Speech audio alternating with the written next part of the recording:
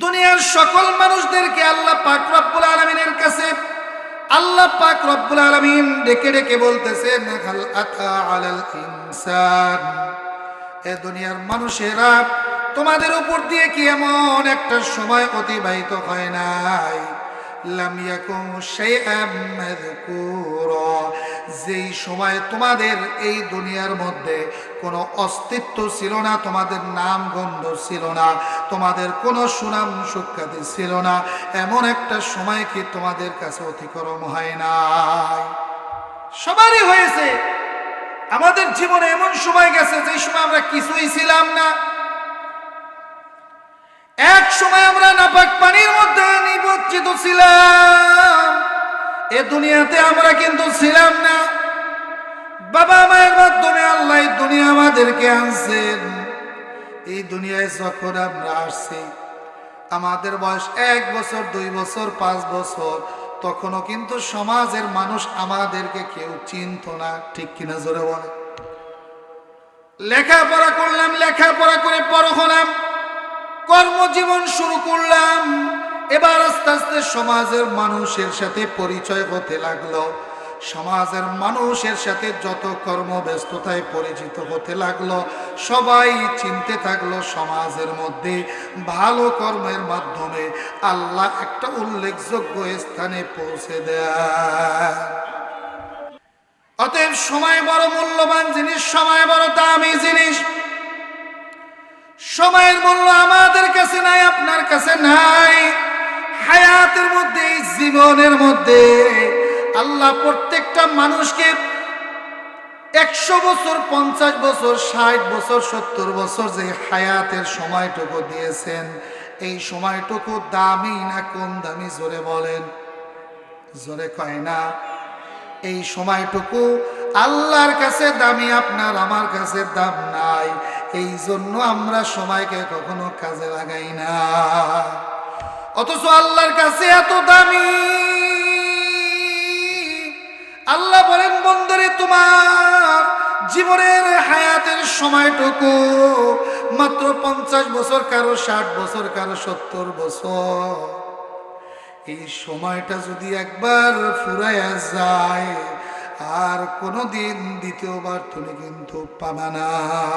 ঠিক কিনা জোরে বলে? ও বাসাবাড়ি এলাকার যুবকেরা, ও বৃদ্ধ বাবারা, আরেকটু সময় যে কত দামি, 2-1 মিনিট হায়াত আপনার আমার জীবনের মধ্যে যে কত দামি, এটা উদাহরণ দিলে আপনারা বুঝতে পারবেন। 1 মিনিট হায়াতের কত মূল্য, 2 মিনিট হায়াতের কত মূল্য। মনে করেন, এক মায়ের 2টা সন্তানের জন্ম হয়েছে। একজন দুনিয়ার মধ্যে মৃত্যু অবস্থায় এসেছে, আর একজন দুনিয়ার মধ্যে আসার পরে 1-2 মিনিট শুধু কান্নাকাটি করেছে, ওয়া ওয়া বলে কয়েকটা চিৎকার মেরেছে। এই কান্নাকাটি করার পরে আল্লাহ পাকের এই ছোট্ট নাবালেক বাচ্চাটাও দুনিয়ার থেকে বিদায় নিয়ে গেছে। একজন তো মৃত অবস্থায় এসেছে, আর একজন শুধু 1-2 মিনিট কান্নাকাটি করার পরে মারা গিয়েছে। জিজ্ঞেস করতে চাই, আমার রাজুরের মুসলমান, 2 জনের মাটি দেওয়ার পদ্ধতি কি একই রকম? আপনারা মাসারা জেনেও থাকবেন, কিংবা অনেকেই জানেন না, যেই শিশু বাচ্চাটা দুনিয়াতে এসেছে মৃত অবস্থায়, ওই বাচ্চাটা কোনো মানুষের মধ্যে পড়ে না। যেহেতু তার রোগ দুনিয়া আসে নাই, শুধু বডি এসেছে, এই জন্য তাকে একটা কাপড়ের মধ্যে পেঁচাইয়া কতটুকু গর্ত করে চাপা মাটি দিয়ে রাখবে। দুনিয়াতে সে মানুষ হিসাবে পরিগণিত হবে না। কিন্তু যেই শিশু বাচ্চাটা 1 মিনিট হায়াত পেয়েছে, 1 মিনিট হায়াত পাওয়ার কারণে ওই শিশু বাচ্চাটা কান্না করেছে।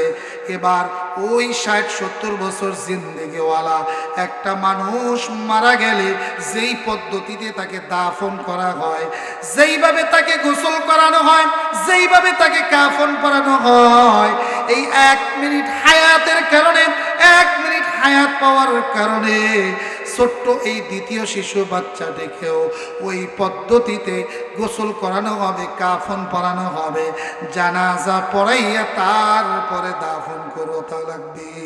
সুবহানাল্লাহ বলে। 1 মিনিট হায়াতের কত দাম! একই সাথে ভূমিষ্ঠ একজন মৃত, একজন পাইছে মাত্র 1 মিনিট, শুধু 2টা চিৎকার দিয়েছে। কি করছে? এই 2টা চিৎকার দিয়েছে। 1 মিনিট সময়ের কি দাম! যে একজন আল্লাহওয়ালার যেইভাবে মৃত্যুর পরে তার গোসল হবে, তার জানাজা হবে, তার কাফন হবে, তার দাফন হবে, সেম এই ছোট্ট নাবালেক বাচ্চারও ওইভাবেই তার গোসল হবে, তার কাফন হবে, তার জানাজা হবে। আল্লাহু আকবার জোরে বলে। শুধু কি তাই, একজন 60 বছর 70 বছরের আল্লাহওয়ালা বুজুর্গ মানুষ মারা গেলে আমরা তার জানাজার নামাজের মধ্যে 3য় তাকবীরের পরে একটা দোয়া পড়ি। আমরা 3য় তাকবীরের পরে একটা দোয়া পড়ি, আল্লাহুম্মা গফির লিনা হাইয়িনা ওয়া মাইয়িতিনা ওয়া শাহিদিনা ওয়া গায়বিনা ওয়া সগীরিনা ওয়া কাবীরিনা ওয়া যাকারিনা ওয়া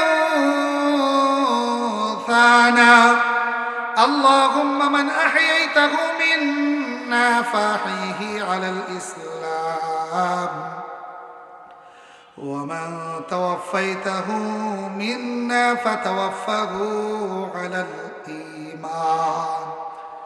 এই যে একজন 40 বছর 50 বছর 60 বছর জিন্দেগিওয়ালা আল্লাহওয়ালা বুজুর্গ কোন মানুষও যদি দুনিয়ার থেকে বিদায় নেয়, যে কোনো পুরুষ আর নারী এই বয়সের মানুষ যদি দুনিয়ার থেকে বিদায় নেয়, আমরা 3য় তাকবীরের পরে এই দোয়া পড়ি কি পড়ি না? কথা বলে না, পিছনের মানুষ বলে না, সবাই আমরা এই দোয়া পড়ি কি পড়ি না? এই দোয়ার মানে কি? এই দোয়ার অর্থ হলো জানাজার মধ্যে দাঁড়িয়ে 3য় তাকবীরের পরে আমরা আল্লাহর কাছে দোয়া করতেছি, আল্লাহ এই যে আমরা জানাজায় দাঁড়িয়েছি, আল্লাহ আমরা যারা উপস্থিত হয়েছি, আল্লাহ আমরা যারা জীবিত আছি আমাদেরকে আপনি ক্ষমা করে দেন। আল্লাহ আমাদের পক্ষ থেকে যেই লোকটা মারা গেছে আরো যারা দুনিয়ার থেকে বিদায় নিয়েছে তাদেরকেও ক্ষমা করে দেন। আল্লাহ যারা এখানে জানাজা উপস্থিত হয়েছে তাদেরকেও ক্ষমা করে দেন। আল্লাহ যারা উপস্থিত হতে পারে নাই তাদেরকেও ক্ষমা করে দেন। আল্লাহ যারা পুরুষ আছে তাদেরকেও ক্ষমা করেন। আল্লাহ যারা নারী আছে তাদেরকেও ক্ষমা করে দেন। আল্লাহ যারা ছোট আছে তাদেরকেও ক্ষমা করে দেন। যারা বয়স্ক আছে আল্লাহ তাদেরকেও ক্ষমা করে দেন।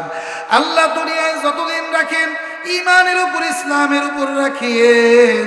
আল্লাহ যেদিন আমাদের হায়াত ফুরাই যাবে, আল্লাহ দুনিয়ার থেকে যাওয়ার জন্য আমাদের ডাক আসবে, ঈমানের সাথে ইসলামের সাথে আল্লাহ আমাদেরকে কবুল করিয়েন। জোরে বলেন আমিন।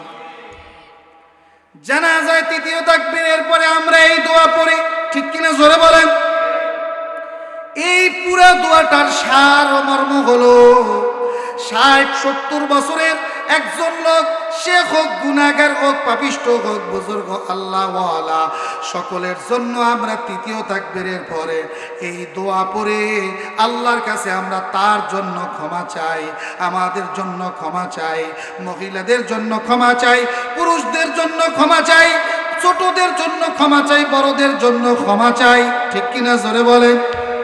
কিন্তু ওই ছোট্ট নাবালেক বাচ্চাটা যে মাত্র দুনিয়ায় 1 মিনিট হায়াত পেয়েছে, কান্নাকাটি করেছে, ওই বাচ্চাটার যখন জানাজা শুরু হয়, ওই বাচ্চাটার জানাজা শুরু হলে 3য় তাকবীরের পরে আমরা কিন্তু এই নাবালেক সন্তানের জানাজায় 3য় তাকবীরের পরে এই বড় দোয়া কিন্তু পড়ব না। কি দোয়া পড়ব জানিনি? সাধারণত নাবালেক বাচ্চা আমাদের সামনে মারা যায় না, এজন্য আমরা এই দোয়াও পারি না। জানাজার কোনো দোয়াই তো আমরা তেমন একটা পারি না। এটা কিন্তু লজ্জার একটা বিষয়।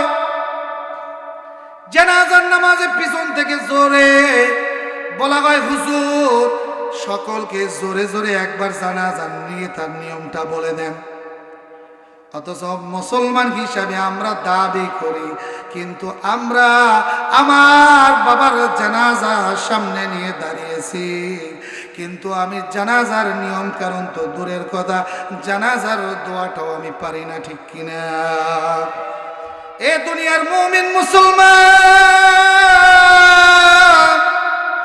একজন বয়স্ক মানুষ মারা গেলে তো আমরা ওই দোয়া পড়ি, কিন্তু যখন ছোট্ট নাবালেক বাচ্চা মারা যায়, মাসআলা হলো এই দোয়া তখন পড়া যাবে না।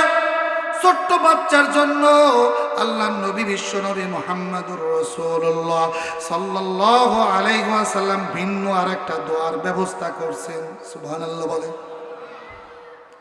আল্লাহর নবী বলেন, ছোট্ট নাবালেক শিশু যখন মারা যাবে, ওই সময় জানাজার তৃতীয় তাকবীরের সময় তোমরা দোয়া পড়বে, আল্লাহুম্মা জাআলহু লানা ফারতা ওয়াজআলহু লানা আজরা ওয়া যুখরা ওয়াজআলহু লানা শাফিআন ওয়া মুশাফফা।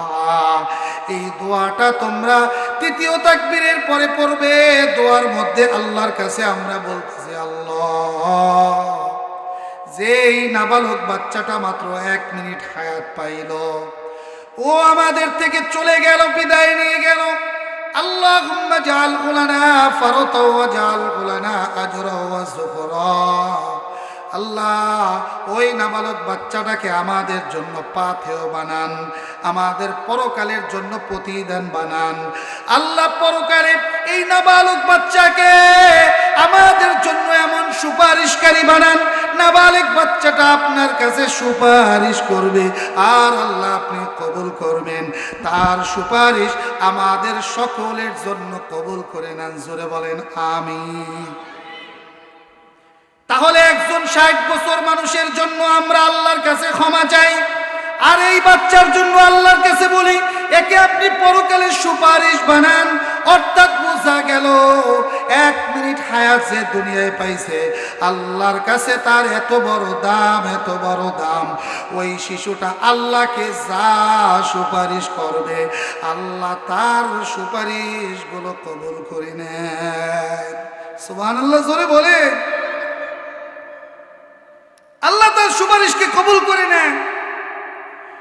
এই জন্য বাসাবাড়ির মুসলমান, রাজরের মুসলমান, এই দুনিয়ার মধ্যে কারো যদি ছোট্ট নাবালেক বাচ্চা দুনিয়ার থেকে বিদায় নিয়ে যায়, সন্তান দুনিয়ার থেকে বিদায় নিয়ে গেলে মা বাবার কলিজার মধ্যে মানে না, এটাই স্বাভাবিক। মা বাবা দুনিয়াতে জীবিত থাকবে আর তার সন্তান মরে যাবে, এটা কোনো মা বাবাই কিন্তু সহ্য করতে পারে না। এটা কান্নার বিষয়, এটা দুঃখের বিষয়, এটা কষ্টের বিষয়।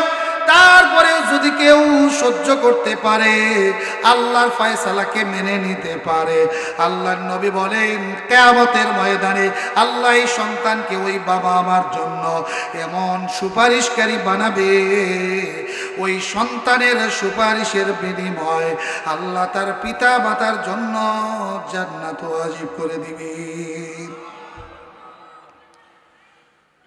সহিহ বাইহাকির বর্ণনায় এসেছে, আল্লাহর নবী বিশ্ব নবী সাল্লাল্লাহু আলাইহি ওয়াসাল্লাম বলেন, স্বয়ং আল্লাহ পাক রব্বুল আলামিন হাদিসে কুদসির মধ্যে বলেন, তাফসিরে বাইজাবির মধ্যে এসেছে, সূরা বাকারার 105 নম্বর আয়াতের 165 নম্বর আয়াতের ব্যাখ্যার মধ্যে আলোচনা এসেছে, ওয়ালানাবলুওয়ান্নাকুম বিশাইইম মিনাল খাউফি ওয়াল জু'i ونقص من الأموال والأنفس والثمرات।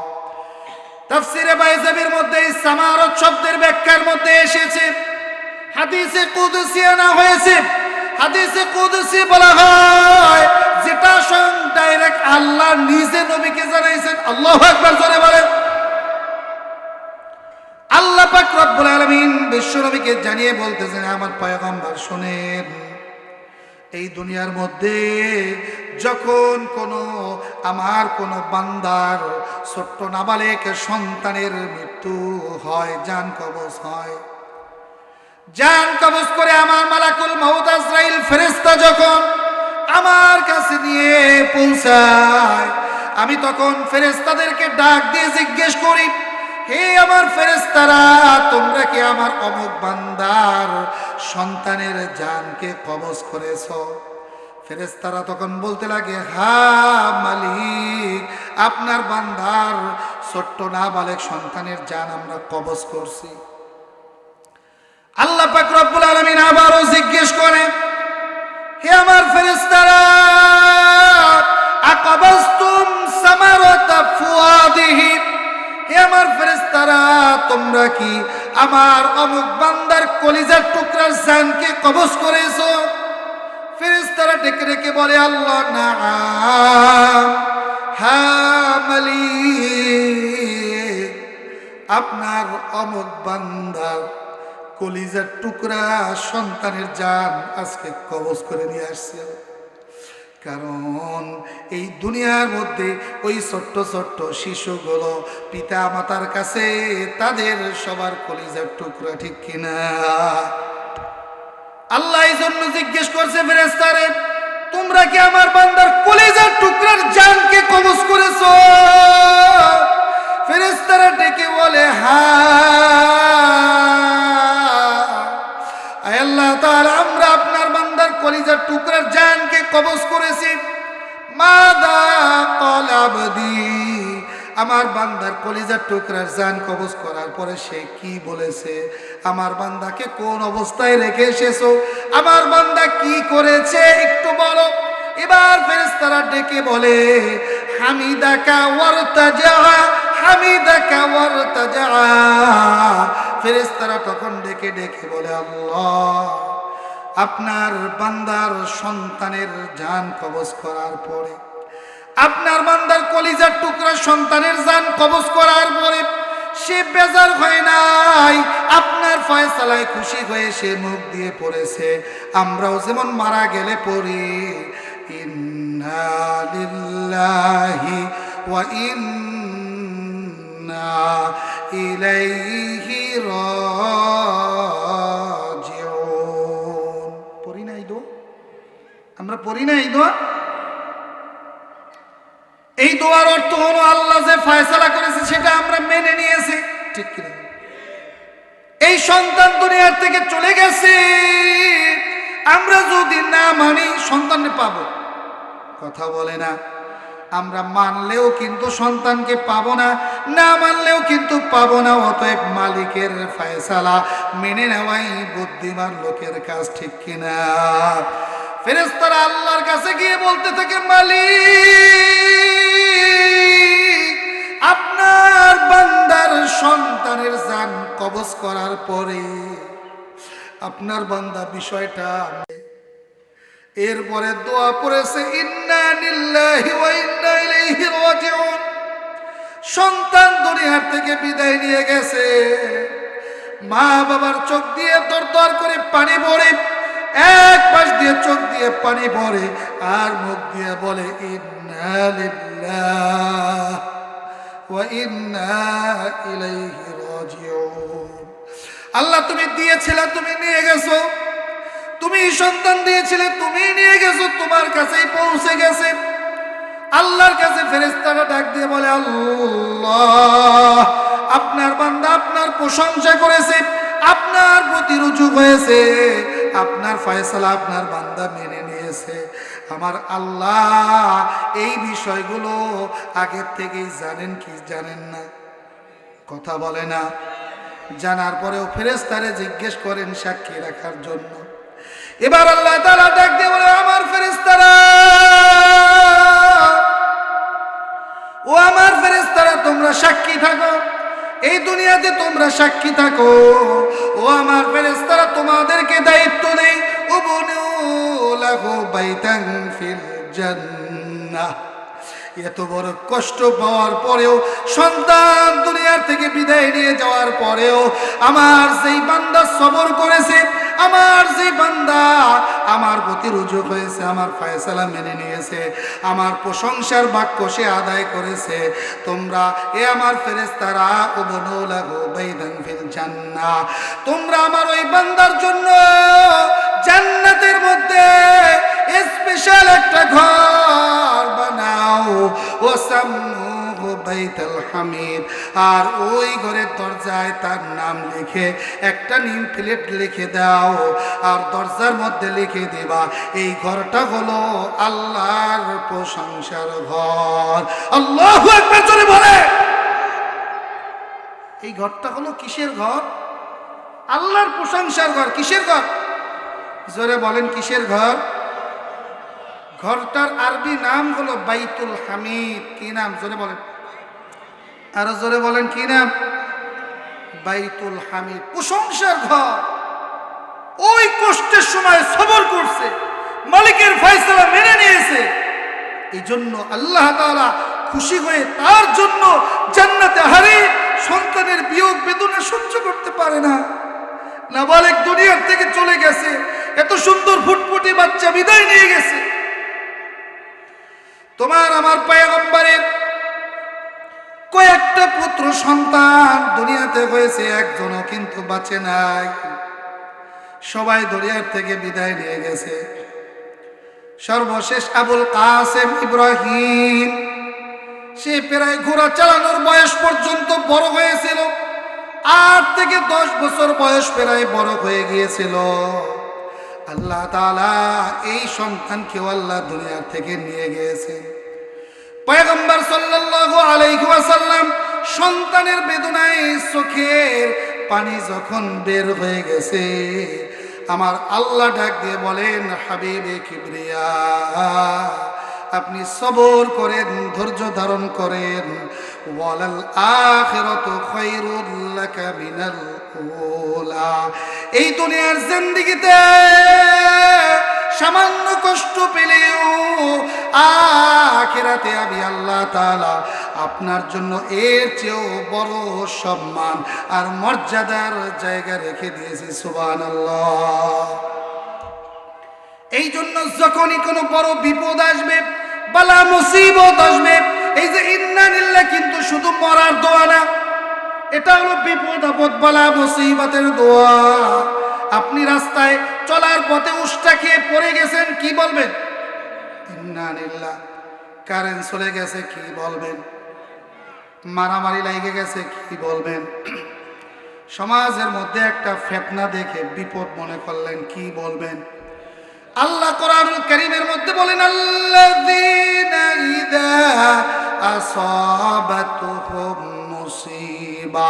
হে দুনিয়ার বান্দারা, যখনই তোমাদের কাছে কোনো বিপদ আপদ মুসিবত আসবে, তখনই তোমরা মুখ দিয়ে বলতে শুরু করবা, ইন্না লিল্লাহি ওয়া ইন্না ইলাইহি রাজিউন। সহিহ মুসলিম শরীফের 918 নম্বর হাদিস। এই হাদিসের মধ্যে আল্লাহর নবী সাল্লাল্লাহু আলাইহি ওয়াসাল্লাম এর চেয়েও একটা আশ্চর্য ধরনের কথা বলেছেন। সুবহানাল্লাহ জোরে বলেন। বলে, দুনিয়ার কোন মানুষ যদি বড় বিপদগ্রস্ত হয়, দুনিয়াতে মানুষ যখন বড় কোনো বিপদের সম্মুখীন হবে, এই সময় যদি সে বিপদের সম্মুখীন হয়ে এই দোয়াটা পড়তে পারে। কোন দোয়া? ইন্না লিল্লাহি ওয়া ইন্না ইলাইহি রাজিউন। আর সাথে সাথে অল্প একটু দোয়া বাড়িয়ে পড়ে। আল্লাহর নবী হাদিসের মধ্যে বলছেন, সাথে সাথে অল্প একটু দোয়া বাড়িয়ে পড়ে। তাহলে আল্লাহর নবী বলেন, ওই লোকটা যেই মূল্যবান সম্পদটা সে হারাইছে, এই দুনিয়াতেই আল্লাহ তাকে তার চেয়েও দামি মূল্যবান জিনিস দান করে দিবে। জোরে বলেন না সুবহানাল্লাহ। যেটা আপনি হারিয়ে ফেলবেন তার চেয়েও বড় জিনিস পাবেন। অতএব দোয়াটা জানার দরকার আছে না নাই? দোয়াটা হলো, আল্লাহুম্মা আজুরনি ফি মুসিবাতি ওয়াখলুফ লি খায়রাম মিনহা। সকলেই পড়েন, আল্লাহুম্মা আজিরনি ফি মুসিবাতি ওয়াখলুফ লি খায়রাম মিনহা। আল্লাহর নবী হাদিসের মধ্যে বলেন, কেউ যদি বিপদে পড়ার পরে ইন্না লিল্লাহ পড়ার পরে এই দোয়াটুকু বাড়িয়ে পড়ে, যত বড় বালা হয়েছে, বিপদ হয়েছে, মুসিবত হয়েছে, ওই মুসিবতের সময় তার যত বড় ক্ষতি হয়েছে এই দোয়াটা যদি ইয়াকিনের সাথে পড়তে পারে, যতটুকু ক্ষতি হয়েছে আল্লাহ দুনিয়াতে তার চেয়েও বেশি তাকে দান করে দিবেন। আল্লাহর নবীর একজন মহিলা সাহাবী ছিল উম্মে সালামা রাদিয়াল্লাহু তাআলা আনহা। কি নাম? জোরে বলেন। উম্মে সালামা কি নাম? পিছনের লোকজন বলেন। উম্মে সালামা কি নাম? উম্মে সালামা। এই নারী মক্কায় বসে স্বামী স্ত্রী দুইজনে ইসলাম গ্রহণ করছে। সুবহানাল্লাহ, জোরে বলেন। স্বামীর নাম আবু সালামা আর মহিলার নাম উম্মে সালামা। এদের সন্তানের নাম ছিল সালামা। ওকে কেন্দ্র করে বাবাকে ডাকা হয় আবু সালামা আর মাকে ডাকা হয় উম্মে সালামা। নবী সাল্লাল্লাহু আলাইহি ওয়াসাল্লাম হিজরত করে যখন রাতের আধারে মদিনায় চলে গেছেন, এবার আবু সালামা আর উম্মে সালামা তারা দুইজন রাতের অন্ধকারে একদিন রওনা করছেন সফরে, যে আমরাও এই দেশে থাকবো না, মদিনায় চলে যাব। সফরে রওনা করছে, বংশীয় লোকজন টের পেয়ে তারা গ্রেফতার করছে উম্মে সালামাকে। আবু সালামা সুইটা পলাইয়া চলে গেছে মদিনায়। উম্মে সালামাকে গ্রেফতার করছে আর তার সন্তানকে গ্রেফতার করছে। বলছে না, তোমাকে যেতে দিব না, এই সন্তানকেও যেতে দিব না। স্বামী তো চলে গেছে মদিনায়, মদিনায় গিয়ে নবীজির সাথে থাকতেছে, কিন্তু স্বামীর কাছ থেকে দূরে থাকা বিরহ বেদনা, এটা একজন স্ত্রী ছাড়া এই কষ্ট আর কেউ বোঝে না। ঠিক কিনা জানেন? সন্তানও বাবাকে পায় না, আর ওদিকে স্ত্রীও তার স্বামীকে পায় না। এই কষ্ট সে কিভাবে সহ্য করবে? কষ্ট সহ্য করতে পারে না। 2 মাস, 6 মাস, 8 মাস, 1 বছর, 1.5 বছর, প্রায় 2 বছর হয়ে গেছে। হঠাৎ করে একদিন সুযোগ পেয়ে রাতের আধারে সন্তানকে নিয়ে বের হয়ে গেল। উম্মে সালামা মদিনার পথে যাত্রা করেছে। মক্কা নগরীতে থাকার কারণে বহু মানুষের জুলুম, অত্যাচার, নির্যাতনের শিকার তিনি হয়েছেন। সবাই ইসলাম ত্যাগ করার জন্য বারবার নির্দেশ দেওয়ার পরেও তিনি কিন্তু মুসলমান থেকে দূরে যান নাই, ইসলাম ত্যাগ করেন নাই। এই উম্মে সালামা মদিনাতে রওনা করেছেন। প্রায় 1 মাস সফর করার পরে এই মহিলা সাহাবী যেদিন ফজরের নামাজের সময় মদিনাতে পৌঁছেছেন, ওই সময় ফজরের আজান মসজিদে নববী থেকে বেলাল আজান দিয়েছেন। আজানের পরে বেলাল রাদিয়াল্লাহু তাআলা আনহু একটা ঘোষণা দিতেছে, হে মদিনার মানুষ, এই মদিনায় হিজরত করে আসার পরে আজকে সবচাইতে বড় দুঃসংবাদটা তোমাদের সামনে পেশ করছি। তিনি শোক সংবাদ জানাইছে, শোক সংবাদ। এই মদিনাবাসীর শোক সংবাদ। সাহাবীদের মধ্যে, ওই মুহাজির সাহাবীদের মধ্যে আল্লাহ নবীর একজন প্রিয় সাহাবী আবু সালামা আজকের রজনীতে দুনিয়ার থেকে বিদায় নিয়ে কবরে চলে গেছি। ইন্নালিল্লাহ পড়লেন না আপনারা? একজন স্ত্রী 2 বছর স্বামীর জন্য অপেক্ষা করেছে। এত বড় লম্বা সফরে যত দূর আগাইছে, মনে মনে কল্পনা করেছে স্বামীর সাথে তার সাক্ষাৎ হবে, স্বামীর সাথে সাক্ষাৎ হবে, দেখা হবে, স্বামীর সাথে তার কথা হবে, স্বামীর সাথে তার মোলাকাত হবে।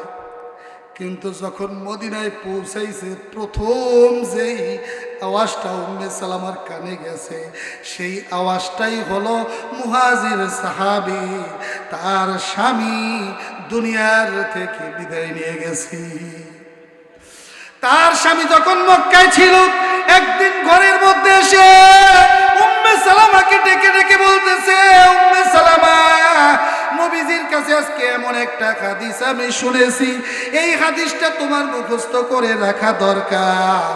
উম্মে সালামা বলে, কি হাদিস শুনেছেন আপনি একটু জানান। এবার আবু সালামা বলে, আল্লাহর নবী আমাদেরকে বলেছেন কেউ যদি মহা বিপদে আক্রান্ত হয়, ইন্না লিল্লাহর সাথে যদি এই দোয়াটা কেউ পড়ে আর ইয়াকিন করে সে যেই মাল হারিয়ে ফেলবে তার চেয়ে আরো উত্তম জিনিস তাকে দান করে দিবেন। উম্মে সালামা মদিনায় যাওয়ার পরে তার স্বামীর দাফন কাফন হয়ে গেল। তিনি ঘরের মধ্যে গিয়ে পড়লেন, ইন্না লিল্লাহি ওয়া ইন্না ইলাইহি রাজিউন। আর সাথে সাথে দোয়াটা পড়লেন, আল্লাহুম্মা আজরনি ফি মুসিবাতি ওয়াখলুফ লি খায়রাম মিনহা। এই দোয়া পড়লেন, কিন্তু তার মনের মধ্যে ইয়াকিন হয় না, কারণ তার স্বামী ছিল সাহাবাদের মধ্যে অত্যন্ত ভদ্র নম্র এমন স্বামী, তিনি আর কাউকে দুনিয়ায় পাবেন এটা তার বিশ্বাস হয় নাই। আবু সালামার চেয়েও দামি মূল্যবান কোনো কিছু আমি এই দুনিয়ায় পাবো না, কিন্তু যেহেতু নবীর শিক্ষা বড় বিপদে পড়লে দোয়াটা পড়তে হয়, এজন্য আমি দোয়াটা পড়লাম। আল্লাহ নবী সাল্লাল্লাহু আলাইহি ওয়াসাল্লামের কাছে সংবাদ পৌঁছাইল, ইয়া রাসূলুল্লাহ, আজ থেকে 4-5 মাস আগে আপনার সাহাবী আবু সালামা দুনিয়া থেকে বিদায় নিয়ে গেছে। তার স্ত্রী এসে তাকে মৃত অবস্থায় পেয়েছে, আপনি তার খোঁজ খবর নিয়েছেন কিনা? আল্লাহ নবীর হঠাৎ অন্তরটা শিউরে উঠল। আল্লাহ নবী সাল্লাল্লাহু আলাইহি ওয়াসাল্লাম উম্মে সালামার খোঁজ খবর নিলেন। উম্মে সালামা ছিলেন অত্যন্ত সুন্দরী রূপসী যুবতী মেয়ে। এই জন্য আল্লাহ নবী সাল্লাল্লাহু আলাইহি ওয়াসাল্লামকে আল্লাহ পাক নির্দেশ দিলেন, নির্দেশ মোতাবেক উম্মে সালামার কাছে আল্লাহ নবী প্রস্তাব পাঠাইলেন ঘটক দিয়ে, হে উম্মে সালামা, আমি পয়গম্বর সাল্লাল্লাহু আলাইহি ওয়াসাল্লাম তোমাকে বিবাহ করে আমার স্ত্রী বানাতে চাই। সুবহানাল্লাহ জোরে বলে। নবীজি প্রস্তাব পাঠালেন, তোমাকে আবার স্ত্রী বানাতে চাই, তোমাকে বিয়ে করতে চাই। উম্মে সালামা প্রস্তাব নাকচ করে দিল, না না, আমি এই প্রস্তাবে রাজি না। আল্লাহ নবী উম্মে সালামার বাড়িতে গেলেন, পর্দার আড়াল থেকে জিজ্ঞেস করলেন, উম্মে সালামা কি ব্যাপার, কেন তুমি রাজি হও না? উম্মে সালামা বলে, ইয়া রাসূলুল্লাহ, এক নাম্বার কারণ হলো আমার মাথায় একটু রাগ বেশি, কখনো কখনো কোনো কথায় আমি রাগ করে ফেলি। আপনি হলেন পৃথিবীর শ্রেষ্ঠ রাসূল বা পয়গম্বর, আপনার স্ত্রী হওয়ার পরেও যদি কখনো আমার রাগের কারণে আপনার সাথে বেয়াদবি হয়ে যায়, তাহলে নবীর সাথে বেয়াদবি করলে আল্লাহ বেজার হয়ে যাবে, আর আল্লাহ বেজার হলে নবীর স্ত্রী হওয়ার পরেও আমি জাহান্নামের মধ্যে যাব। এই জন্য আমি আপনার সাথে বিয়ে বসতে চাই না।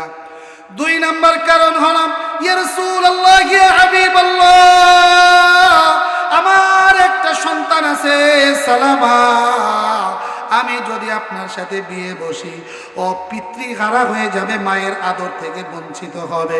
আমি চাই না আমার সন্তান আদর থেকে, পিতা মাতার আদর থেকে বঞ্চিত হোক। আল্লাহ নবী বলেন, এছাড়া তোমার আর কোনো অজুহাত আসেনি? বলে নাই। আল্লাহ নবী বলে, হে উম্মে সালামা শোনো, আমি আল্লাহর কাছে দোয়া করব, আল্লাহ তোমার রাগকে মিটিয়ে দিবেন, ফলে জিন্দেগিতে তোমার আর নবীর সাথে বেয়াদবি করা লাগবে না। সুবহানাল্লাহ জোরে বলেন। আর 2 নাম্বার বিষয় হলো, হে উম্মে সালামা, তোমার ঘরের মধ্যে যে সালামা নামক সন্তান রয়েছে, তোমার সন্তান আমার সন্তান। নবীজি যদি, বিশ্ব নবী যদি, রাসূল যদি তোমার সন্তানের বাবা হয়, সে যদি দায়িত্ব নিয়ে সন্তানের লালন পালন করে, তাইলে বলো তোমার আর কোনো বাধা আছে নাকি? উম্মে সালামা বলল, আমার কোনো বাধা নাই। এরপরে বিবাহ হয়ে গেল। বাসর রাত্রের মধ্যে উম্মে সালামার কাছে যখন নবীজি গিয়েছে, উম্মে সালামা মুস্কি মুস্কি হাসতেছে। আল্লাহু আকবার জোরে বলেন। উম্মে সালামা মুস্কি মুস্কি হাসি দেখে আল্লাহ নবী জিজ্ঞেস করে, কি ব্যাপার, হাসো কেন? ইয়া রাসূলুল্লাহ, ইয়া হাবিবাল্লাহ, যেদিন আবু সালামা দুনিয়ার থেকে বিদায় নেয়, আমি ঘরের মধ্যে বসে আপনার হাদিস থেকে শিক্ষা নিয়ে দোয়া পড়েছিলাম, ইন্না লিল্লাহি ওয়া ইন্না ইলাইহি রাজিউন, আল্লাহুম্মা আজরনি ফি মুসিবাতি ওয়াখলুফ লি খায়রাম মিনহা। এই দোয়াটা আমি পড়েছিলাম, তবে আমার ভিতরে ইয়াকিন হয় নাই এই মদিনায় আবু সালামা আমার স্বামীর থেকে উত্তম আর কোনো ব্যক্তি নাই। তখন আপনার চিন্তা চেতনাও আমার ব্রেনে আসে নাই, কিন্তু আপনার কথা, আপনার হাদিস এমন ভাবে সত্য প্রমাণিত হইল, আবু সালামা আমার জীবন থেকে বিয়োগ হয়ে গেছে, শেষ হয়ে গেছে। দোয়া পড়ার কারণে, মুসিবতে আল্লাহর শুকর আদায় করার কারণে, আল্লাহর কাছে আত্মসমর্পণ করার কারণে আল্লাহ আমাকে আবু সালামার চেয়েও এমন একজন স্বামী আমার ঘরের মধ্যে দিয়েছে, যাকে সৃষ্টি না করলে আল্লাহ দুনিয়ার কোনো কিছুই বানাইতেন না। সুবহানাল্লাহ জোরে বলে। ও রাজুরের মুসলমান, এই জন্য বিপদে আপদে পড়লে এই কপাল থাবড়ানো, মাটি থাবড়ানো, বুক থাবড়ানো বাদ দিয়ে একমাত্র আল্লাহর কাছে রুজু হও। দুনিয়াতেও তুমি শ্রেষ্ঠ মর্যাদা পাবা, আখিরাতেও মর্যাদা দিবেন কি। এই জন্য আমার রাজুরের মুসলমান, যেই কথা বুঝাইতে গিয়ে এত দূরে চলে আসছি, একটা ছোট্ট নাবালেগ বাচ্চা যদি দুনিয়ার থেকে বিদায় নিয়ে যায় আর তুমি যদি সবর করতে পারো, দুনিয়া আখিরাতে তোমার মর্যাদা বাড়াবেন কি। তাহলে সময়ের মূল্য আছে না নাই? আরো জোরে বলো, আছে না নাই? 2 মিনিট হায়াতের কত দাম। এই 2 মিনিট হায়াত পেয়ে একটা বাচ্চা কোনো কিছুই পড়ে নাই, শুধু কান্নাকাটি করছে। এই কারণে আল্লাহ আখিরাতে ওই বাচ্চার সুপারিশের কারণে তার পিতা মাতাকে আল্লাহ জান্নাত দিয়ে দিবেন। জোরে বলেন না সুবহানাল্লাহ। সময়ের আলোচনা করতে করতে আমার সময় যে কতখানি, এটা তো আমিও জানি। হ্যাঁ, আর 5 মিনিট আছে, আরেকটু বলি ইনশাআল্লাহ। একটা হাদিস বলে শেষ করে দিই। আল্লাহর নবীর একজন সাহাবী তলহা ইবনে উবাইদুল্লাহ, কি নাম জোরে বলেন? সাহাবীর নাম তলহা ইবনে উবাইদুল্লাহ। এই সাহাবী নবীর কাছে গিয়ে বলতেছে, ইয়া রাসূলুল্লাহ, আমি একটা স্বপ্ন দেখছি, কিন্তু এই স্বপ্নর ব্যাখ্যা আমার বুঝে আসে। ফাজাইলে আমল যারা তালিম করেন এই কিতাবের মধ্যেও শেখুল হাদিস জাকারিয়া সাহেব রহমাতুল্লাহ আলাইহি হাদিসখানা এনেছেন। আত-তারগীব ওয়াত তারগীব হাদিসের কিতাবের মধ্যেও এই হাদিসখানা লিপিবদ্ধ আছে, বাইহাকী শরীফের মধ্যেও হাদিসখানা আছে। আল্লাহর নবী বলে, তলহা, কি হাদিস তোমার বুঝে আসে নাই? কি বুঝে আসে নাই? ইয়া রাসূলুল্লাহ, ইতিপূর্বে 2 ভাই বসেন, একসাথে আমরা নামাজটা পড়ব। ইতিপূর্বে 2 ভাই একসাথে মুসলমান হয়েছে। কয় ভাই? জোরে বলেন, কয় ভাই? এক ভাই মুসলমান হওয়ার পরে আল্লাহর রাস্তায় জিহাদে গেছে, যুদ্ধ করতে করতে শাহাদাত বরণ করছে। সুবহানাল্লাহ জোরে বলে। শহীদ হয়ে দুনিয়ার থেকে বিদায় নিছে। আর দ্বিতীয় ভাই 1 বছর পরে মারা গেছে। এই 2 ভাই আর আমি আজকে রাত্রে স্বপ্ন দেখি, আমরা 3 জন জান্নাতের দরজার সামনে দাঁড়িয়ে আছি। কোথায় দাঁড়ানো? জোরে বলেন। তারা হলো জান্নাতের কল্পনা করে, এই জন্য স্বপ্নের মধ্যেও কি দেখে? জোরে বলেন। আর আমরা হলো চিন্তা করি যে উকিল সারাদিন স্বপ্নে দেয়, কষ্ট করে আসে, রাইতে স্বপ্ন দেয় কোন মুয়াক্কেলে তারা বেশি টাকা দিতেছে। কথা কয় না? গুলিস্তানে যারা বাইক চালান 20 টাকা 20 টাকা, আগে বউ তো রাইতে ঘুমাইতেই পারে না, ওই ঘুমাই ও 20 টাকা 20 টাকা করে। কথা কয় না? যে যা নিয়ত করে তাই কিন্তু স্বপ্ন দেখে, তাই স্বপ্ন দেখে। এই মাদ্রাসা মসজিদ নিয়ে দিন রাত ফিকির করি, রাত্রে ঘুমাইলে স্বপ্ন দেখি কোনো ছাত্রের খানা ফুরাই গেল নি, ছাত্ররা পড়তেছে, তাহাজ্জুদ পড়তেছে, এইটা করতেছে, ওইটা করতেছে, মাদ্রাসার কাজ চলতেছে, এই খালি স্বপ্ন দেখি। যে যা নিয়ে ফিকির করে তাই স্বপ্ন দেখে। ঠিক কিনা জানো? তলহা ইবনে উবাইদুল্লাহ স্বপ্ন দেখে যে আমরা 3 জন জান্নাতের গেটে অপেক্ষায় আছি, জান্নাতের দরজা খোলে না আমাদের নেওয়ার জন্য। দীর্ঘ সময় অপেক্ষার পরে জান্নাতের দরজা খুলে দেওয়া হলো, আর একজন ফেরেশতা ঘোষণা করলো, তোমাদের মধ্যে দুই ভাইয়ের মধ্যে কে 1 বছর পরে মারা গিয়েছে, আল্লাহ তাকে আগে জান্নাত দিয়েছে। তাকে জান্নাতে নিয়ে যাওয়ার পরে আমরা আবার দুইজন অপেক্ষা করতে লাগলাম। অপেক্ষা করতে করতে আবার জান্নাতের দরজাটা খুলে দেওয়া হলো। এবার বলা হলো দুই ভাইয়ের দ্বিতীয় ভাই যে আল্লাহ রাস্তায় প্রথম শহীদ হয়েছিল, আল্লাহ তাআলা তাকেও এই মুহূর্তে জান্নাতে যেতে বলেছে। আমি জিজ্ঞেস করলাম আমার জান্নাতে যাওয়ার সময় কখন হবে? ফেরেশতা ডাক দিয়ে বলল, তোমার এখনো সময় হয় নাই, তোমার কিছু হায়াত এখনো দুনিয়ায় বাকি আছে, অতএব তুমি ফিরে যাও, নির্ধারিত সময়ের পরে আল্লাহ তোমার জন্য জান্নাত দিয়ে দিবে। সকালবেলায় সাহাবী বলে, ইয়া রাসূলুল্লাহ, আমি স্বপ্ন দেখলাম জিহাদে গিয়ে যে লোকটা আল্লাহর রাস্তায় জীবন দিয়ে দিল, ওই লোকটা তো এত মর্যাদা থাকার পরেও 1 বছর পরে যে মারা গিয়েছে তাকে আগে জান্নাত দেওয়া হলো, মুজাহিদকে পরে জান্নাত দেওয়া হলো। এই কারণটা আমার কাছে বুঝে আসে না।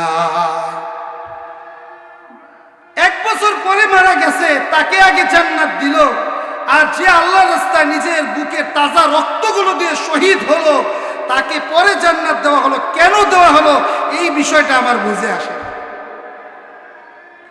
আল্লাহর নবী সাল্লাল্লাহু আলাইহি ওয়াসাল্লাম জিজ্ঞেস করেন, আমার সাহাবী, এটা তো একটা সিম্পল বিষয়, 1 বছরে দৈনিক 5 ওয়াক্ত নামাজ, বেতের সহ 6 ওয়াক্ত নামাজ, 365 দিয়ে গুণ দেন তো, 6 রে 365 দিয়ে গুণ দিলে কত হয়?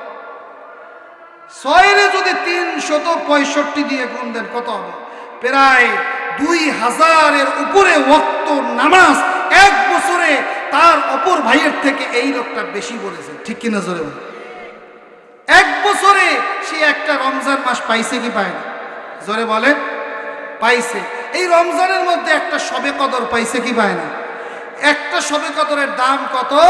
একটা শবে কদরের দাম হলো লাইলাতুল কদরি খায়রুম মিন আলফি শাহর।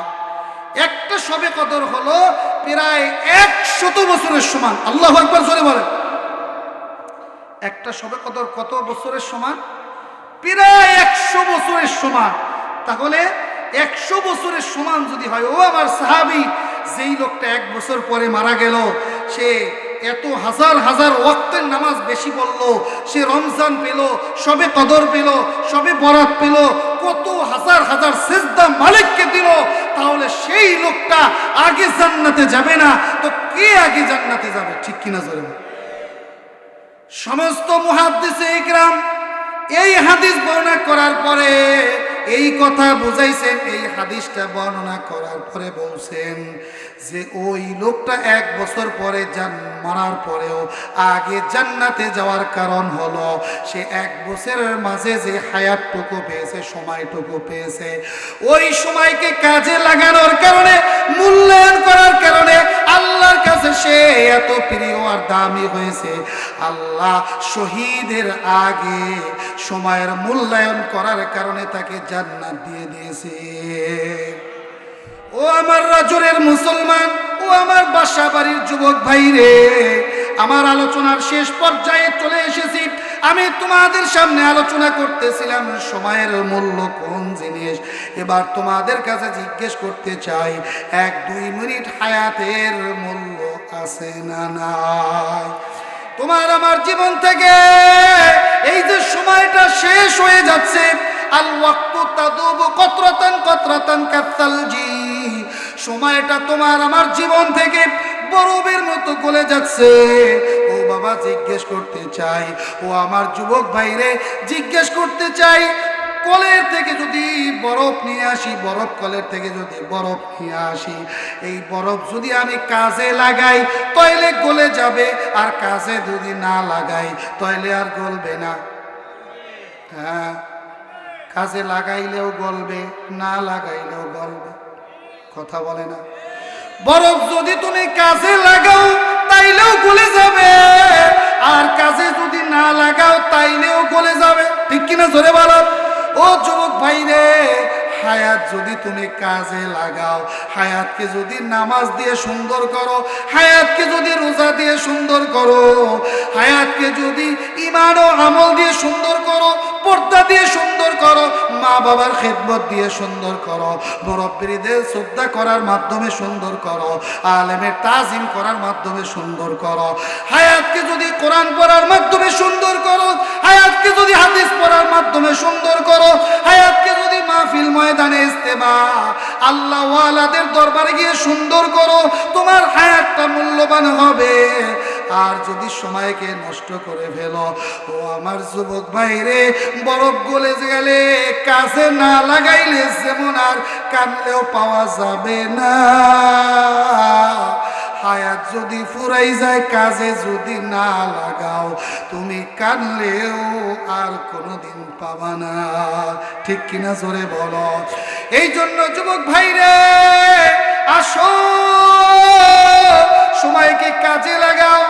এক সময় আমরা ছোট ছিলাম, ছোট্টবেলায় যখন এই গ্রামে লেখাপড়া করেছি, আমার বাবাও জীবিত ছিল, এই অলি ভাইয়ের আব্বাও জীবিত ছিল। ঠিক কিনা জোরে বল। অলি ভাইয়ের আব্বার আমার বাবা দুইজন বন্ধুর মতো ছিল। বাবা রাজনের হসপিটালে, পশু হসপিটালে চাকরি করতেন, আর ওইখানে কাকার ফার্নিচারের দোকান ছিল। দুইজনের মধ্যে অত্যন্ত গুড রিলেশন ছিল। চাচার মোহাব্বতের কারণে এই মাদ্রাসায় ভর্তি হওয়ার সুযোগ হয়েছিল। আজকে আমরা বড় হয়েছি, তাকাই দেখে আমার ঘরের মধ্যে আমার বাবাও নাই, অলি ভাইয়ের বাবাও নাই। তারা কিন্তু দুনিয়ার থেকে চলে গেছে। আমরা তাদের রেখে যাওয়া সন্তানেরা দুনিয়ায় আছি। তোমার বাবা তোমার বাড়িতে নাই, ও যুবকরে, তোমার দাদা তোমার বাড়িতে নাই, তোমার দাদি চলে গেছে, তোমার নানু চলে গেছে, কারো মা চলে গেছে, বাবা চলে গেছে। এটা দেখেও কি তোমার নসিহত গ্রহণ করার সময় হয় নাই? এখন তোমার আমার সন্তান হয়েছে, ওরা দুনিয়ায় বড় হবে, তুমি আর আমি যে কোনো সময় দুনিয়ার থেকে বিদায় নিতে পারি। ঠিক কিনা? এই জন্য এখনো সময় আছে। মালিককে চেনো, হায়াতকে কাজে লাগাও, মূল্যায়ন করো। একবার যদি ফুরায় যাও, জীবনটা হলো ওয়ান টাইম জীবন। ওয়ান টাইম জীবন একবার যদি কোনো রকম ভাবে ফুরায় যায়, দুনিয়াতে দ্বিতীয়বার আসার মতো কোনো সুযোগ থাকবে না। ঠিক কিনা বল? এই জন্য যুবক ভাইরা, হাতে ধরি পায়ে ধরি, সময়কে কাজে লাগিয়ে জীবনকে মূল্যবান বানাও, দামি বানাও। ফজরের নামাজ দিয়ে, 5 ওয়াক্ত নামাজ দিয়ে আল্লাহকে খুশি করো, নবীর তরিকায় চলে নবীকে খুশি করো, মা বাবার খেদমত করে মা বাবাকে খুশি করো, মুরব্বিদের তাজিম করে মুরব্বিদের দোয়া নাও। এই জমিনেও সুখ পাবা, আখিরাতেও সুখ দেবেন কে? এই জন্য আমাদের সময়কে আমরা কাজে লাগাবো। আমরা আল্লাহ আল্লাহ রসুলের তরিকা অনুযায়ী জীবনকে আমরা গঠন করব। কারা কারা তৈরি আছে? সবাই কি তৈরি আছে? ইনশাআল্লাহ সবাই কি তৈরি আছে? ইনশাআল্লাহ আল্লাহ তাআলা সব ভাইকে কবুল করুক। জোরে জোরে বলেন আমিন, আরো জোরে বলেন আমিন। আল্লাহ তাআলা আমাদের আজকের এই আয়োজনকে কবুল করুক। জোরে বলেন আমিন। এই যেই আলোচনা করলাম, এখান থেকে